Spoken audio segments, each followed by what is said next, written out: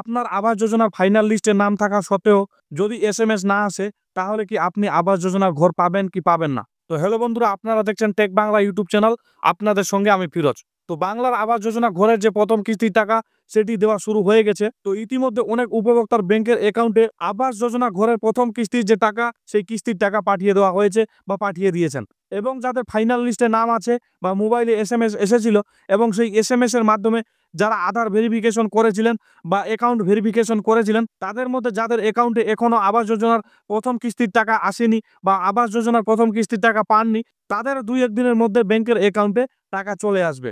এবং কি 17 তারিখে এক অনুষ্ঠানের মাধ্যমে আমাদের রাজ্যের মুখ্যমন্ত্রী মাননীয় মমতা বন্দ্যোপাধ্যায় আবাস যোজনা ঘরের যে প্রথম কিস্তির টাকা সেটি রিলিজ করে দিয়েছেন এবং কিছু উপভোক্তার হাতে অনুমোদন পত্রও তুলে দিয়েছিলেন।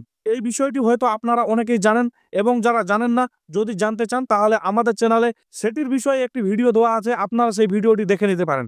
এবং কি এই ভিডিও ডিসক্রিপশন বক্সে আমি সেই ভিডিওটির লিঙ্ক দিয়ে দিব, সেখান থেকেও আপনারা দেখে নিতে পারেন। তো আপনার আবাস যোজনার ফাইনাল লিস্টে নাম থাকার সত্ত্বেও যদি এসএমএস না আসে এবং আপনি ভাবছেন বা আপনি কনফিউজড যে আপনি আবাস যোজনা ঘরের টাকা পাবেন কি পাবেন না, বা আপনার আবাস যোজনার প্রথম কিস্তির টাকা ঢুকবে কি ঢুকবে না, এই বিষয়ে অনেকেই কমেন্ট করেছেন বা অনেকেই কমেন্ট বক্সে জানিয়েছেন। তো তাই আজকের এই ভিডিওতে আমি আপনাদের দেখাবো কিভাবে আপনারা নিশ্চিত হবেন বা কিভাবে আপনারা দেখবেন যে আপনার মোবাইলে এসএমএস না আসলেও কিভাবে আপনি অনলাইনের মাধ্যমে দেখবেন যে আপনি আবাস যোজনার ঘর পাবেন কি পাবেন না, বা আপনি আবাস যোজনা ঘরের যে প্রথম কিস্তি রিলিজ করা হয়েছে সেই কিস্তির টাকা পাবেন কি পাবেন না, বা আপনার ব্যাংকের অ্যাকাউন্টে আবাস যোজনার যে প্রথম কিস্তির টাকা সেটি ঢুকবে কি ঢুকবে না। স্টেপ বাই স্টেপ দেখাবো, তাই ভিডিওটি স্কিপ করবেন না, প্রথম থেকে শেষ অবধি দেখবেন। পাশাপাশি চ্যানেলে নতুন হলে চ্যানেলটিকে সাবস্ক্রাইব করে বেল আইকনটি ক্লিক করে রাখবেন পরবর্তীতে লেটেস্ট আপডেট বা নতুন ভিডিওর নোটিফিকেশন পেতে। তো বেশি কথা না বলে চলুন ভিডিওটি শুরু করা যাক। তো তার জন্য আপনাদের চলে আসতে হবে এই ওয়েবসাইটে বা এই পোর্টালে, বা আপনারা গুগল সার্চ বারে লিখে দিতে পারেন pmayg.nic.in। এটি লিখে আপনারা গুগল সার্চ বারে সার্চ করে দিলে আপনাদের সামনে এই ওয়েবসাইটটি চলে আসবে বা এই পোর্টালটি ওপেন হয়ে যাবে। এরপর আপনারা এখানে 4 নম্বর অপশনটি দেখতে পাচ্ছেন, স্টেক হোল্ডার্স। এই অপশনটিতে ক্লিক করে দিতে হবে। ক্লিক করে দেওয়ার পর আপনাদের সামনে অনেকগুলি অপশন চলে আসবে। তো আপনারা প্রথমের অপশনটি দেখতে পাচ্ছেন IAY PMAYG বেনিফিশিয়ারিজ। এই অপশনটিতে আপনাদের ক্লিক করে দিতে হবে। ক্লিক করে দেওয়ার পর আপনাদের সামনে এরকম একটি ইন্টারফেস চলে আসবে। তো এখানে বলা হয়েছে রেজিস্ট্রেশন নাম্বার। যদি আপনার ফাইনাল লিস্টে নাম থাকে বা যদি আপনার প্রভিশনাল লিস্টে নাম থাকে, তাহলে সেই প্রভিশনাল লিস্টে আপনার নামের পাশে আপনি আপনার রেজিস্ট্রেশন নাম্বারটি পেয়ে যাবেন।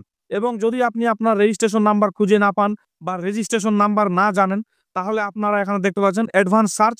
এই অপশনটিতে আপনাদের ক্লিক করে দিতে হবে। ক্লিক করে দেওয়ার পর আপনাদের সামনে এরকম একটি ইন্টারফেস চলে আসবে। তো প্রথমে এখানে বলা হয়েছে স্টেট। তো এখান থেকে আপনি আপনার স্টেট সিলেক্ট করে নেবেন। স্টেট সিলেক্ট করে নেওয়ার পর এখানে বলা হয়েছে ডিস্ট্রিক্ট। তো এখান থেকে আপনি আপনার ডিস্ট্রিক্টটি সিলেক্ট করে নেবেন। ডিস্ট্রিক্ট সিলেক্ট করে নেওয়ার পর এখানে বলা হয়েছে ব্লক। তো এখান থেকে আপনি আপনার ব্লকটি সিলেক্ট করে নেবেন বা ব্লকের নাম সিলেক্ট করে নেবেন। ব্লকের নাম সিলেক্ট করে নেওয়ার পর এখানে বলা হয়েছে পঞ্চায়েত।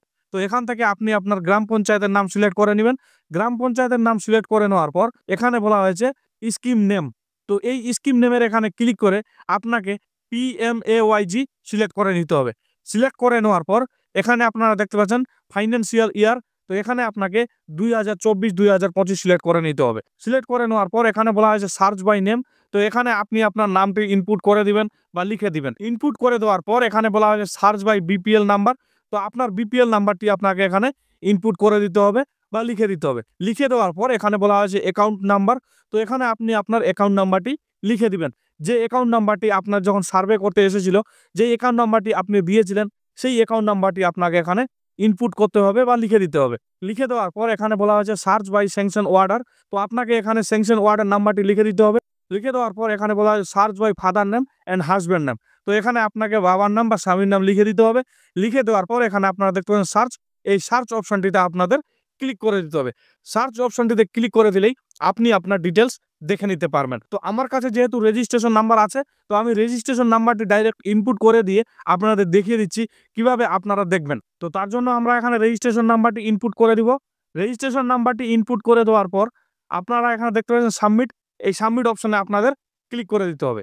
সাবমিট অপশনে ক্লিক করে দিলেই আপনাদের সামনে এরকম একটি ইন্টারফেস চলে আসবে। তো আপনারা স্ক্রল করে নিচে যাবেন।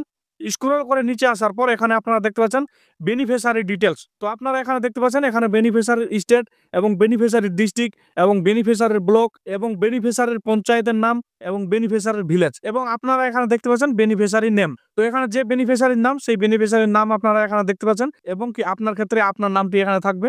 এরপরে আপনারা স্ক্রল করে নিচে যাবেন। স্ক্রল করে নিচে আসার পর এখানে আপনারা দেখতে পেয়ে যাবেন বেনিফিশিয়ারির ফাদার নেম, বেনিফিশিয়ারির ক্যাটাগরি, বেনিফিশিয়ারির জেন্ডার, বেনিফিশিয়ারির এজ এবং আপনারা এই পার্সোনাল ডিটেইলসের এখানে পেয়ে যাবেন মেম্বার আইডি নম্বর। এরপরে আপনারা এখানে পেয়ে যাবেন জব কার্ড নাম্বার এবং এরপরে আপনারা এখানে দেখতে পাচ্ছেন হাউস স্ট্যাটাস। তো হাউস স্ট্যাটাসের এখানে আপনারা দেখতে পাচ্ছেন হাউস স্যাংশন। এরপরে আপনারা স্ক্রল করে নিচে যাবেন। স্ক্রল করে নিচে আসার পর আপনারা এখানে দেখতে পেয়ে যাবেন ব্যাংক ডিটেইলস। তো ব্যাংক ডিটেইলসের এখানে বেনিফিশিয়ারির যে ব্যাংক ডিটেইলস বা ব্যাংকের তথ্য আপনারা এখানে পেয়ে যাবেন এবং আপনারা এখানে দেখতে পাচ্ছেন অ্যাকাউন্ট স্ট্যাটাস এখানে দেওয়া আছে ভেরিফাইড। তো আপনার ক্ষেত্রে আপনারটা দেখে নেবেন।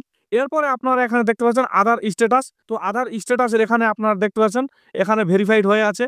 তো আপনাদের ক্ষেত্রে আপনারাও দেখে নেবেন আপনার এই জায়গাটি যদি ভেরিফাইড না থাকে তাহলে কিন্তু আপনার আবাস যোজনা ঘরের প্রথম কিস্তির টাকা আপনার অ্যাকাউন্টে আসবে না বা অ্যাকাউন্ট স্ট্যাটাসের এখানে যদি ভেরিফাইড না থাকে তাহলে কিন্তু আপনার আবাস যোজনার টাকা ঢুকবে না।